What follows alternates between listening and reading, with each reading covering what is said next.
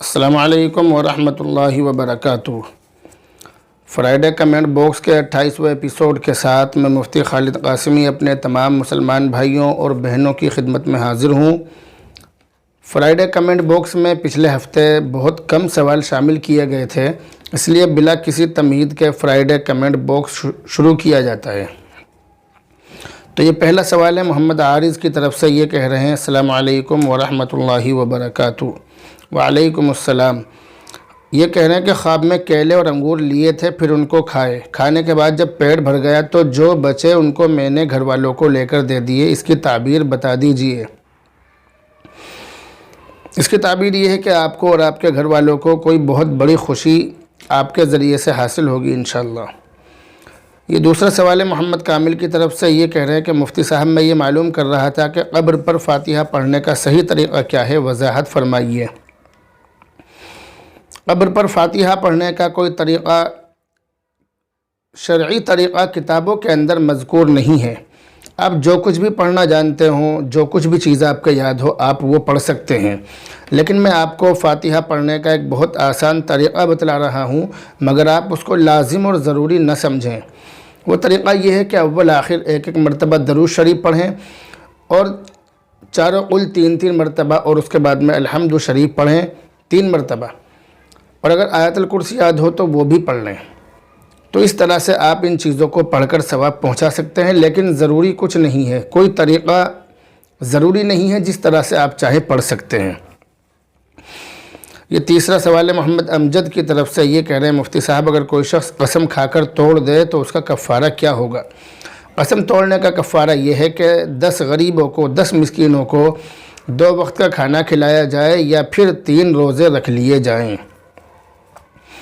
چوتھا سوال ہے سائرہ خاتون کی طرف سے، یہ بہن کہہ رہی ہیں کہ 27 رجب کے دن عبادت کرنا، دن کو روزہ رکھنا اور رات میں جاگنا کیسا ہے؟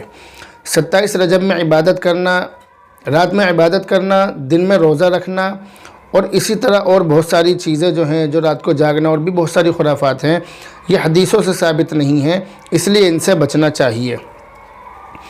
یہ 5واں سوال ہے محمد امین صاحب کی طرف سے، یہ کہہ رہے ہیں کہ مفتی صاحب یہ دعا جو میں نے آپ کو سینڈ کی ہے، یہ حضرت عیسیٰ علیہ السلام نے کیسے پڑھی جبکہ اس وقت تک قرآن نازل بھی نہیں ہوا تھا؟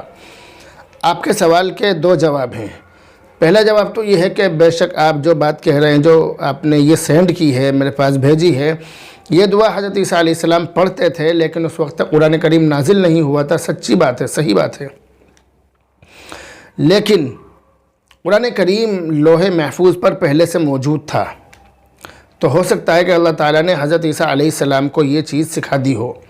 دوسرا جواب یہ ہے کہ قرآن کریم کی بہت ساری چیزیں پہلی کتابوں کے اندر موجود تھی، مذکور تھیں، تو ہو سکتا ہے کہ یہ دعا بھی اس کتاب کے اندر، پہلی کتابوں کے اندر مذکور ہو، اس لیے کوئی اشکال اور اعتراض کرنے کی ضرورت نہیں ہے۔ یہ 6واں سوال ہے قاری احتشام الحق کی طرف سے، یہ کہہ رہے ہیں کہ مفتی صاحب کپڑوں کے اندر نیکر پہن کر نماز پڑھنا، انڈر ویئر پہن کر نماز پڑھنا کیسا ہے؟ میں نے سنا ہے کہ نیکر پہن کر نماز مکروہ ہوتی ہے، کیا یہ بات صحیح ہے؟ یہ بات بالکل غلط ہے، نیکر پہن کر نماز، انڈر ویئر پہن کر نماز ہو جاتی ہے۔ یہ 7واں سوال ہے محمد ظفر عالم ایڈوکیٹ کی طرف سے، یہ کہہ رہے ہیں کہ نفل نماز میں وقت کا نام لینا ضروری ہے یا نہیں؟ نفل نماز میں وقت کا نام لینا ضروری نہیں ہے، اس کے بغیر بھی نماز ہو جائے گی۔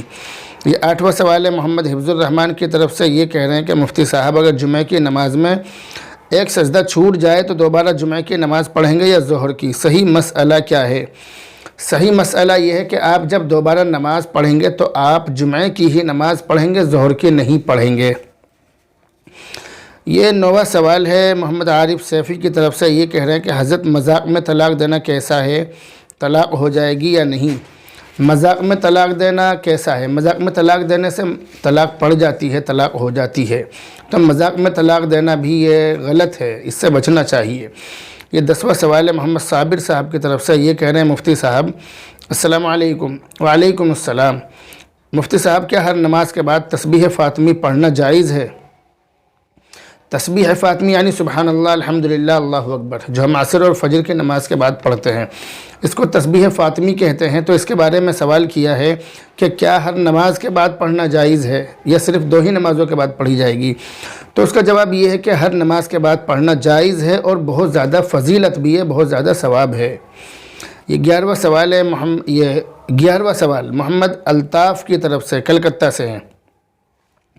11ویں سوال میں انہوں نے معلوم کیا ہے کہ مفتی صاحب وتر کی نماز کو آخری پہر میں یعنی رات کے آخری حصے میں پڑھنا جائز ہے یا نہیں؟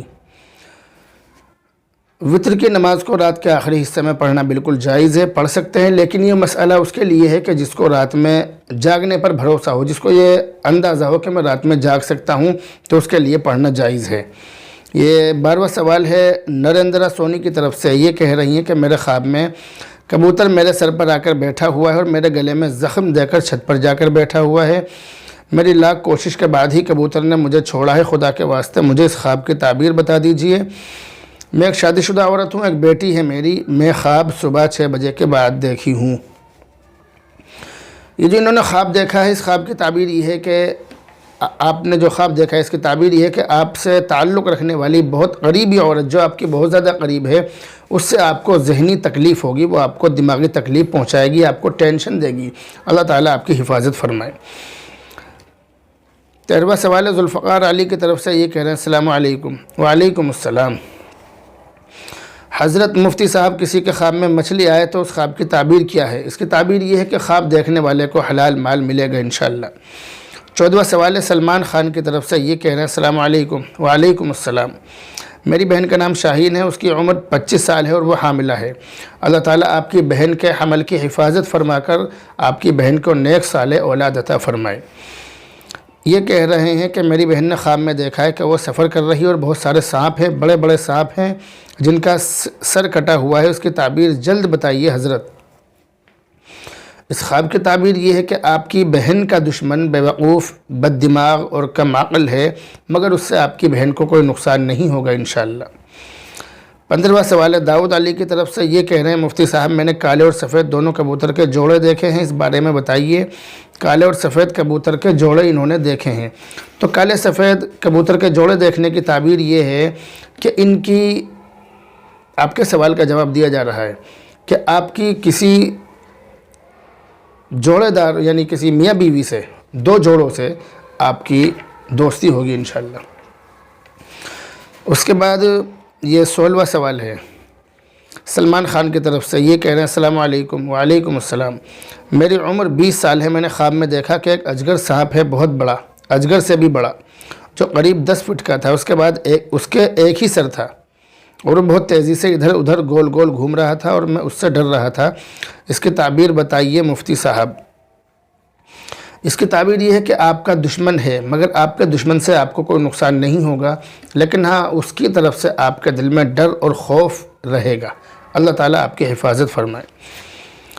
اس کے بعد 17واں سوال ہے بشرا خاتون کی طرف سے، یہ کہہ رہی ہیں کہ میں نے خواب میں خود کو ننگا دیکھا ٹوائلٹ کرتے ہوئے اور لوگ دیکھ کر ہنس رہے تھے، میری بہن بھی دیکھ رہی تھی، وہ بھی ہنس رہی تھی۔ صبح فجر کے وقت میں نے یہ خواب دیکھا۔ اس کی تعبیر یہ ہے کہ اگر خواب دیکھنے والی دیندار ہے اور دین کے بارے میں فکر مند ہے تو وہ دین میں اور زیادہ ترقی کرے گی انشاءاللہ۔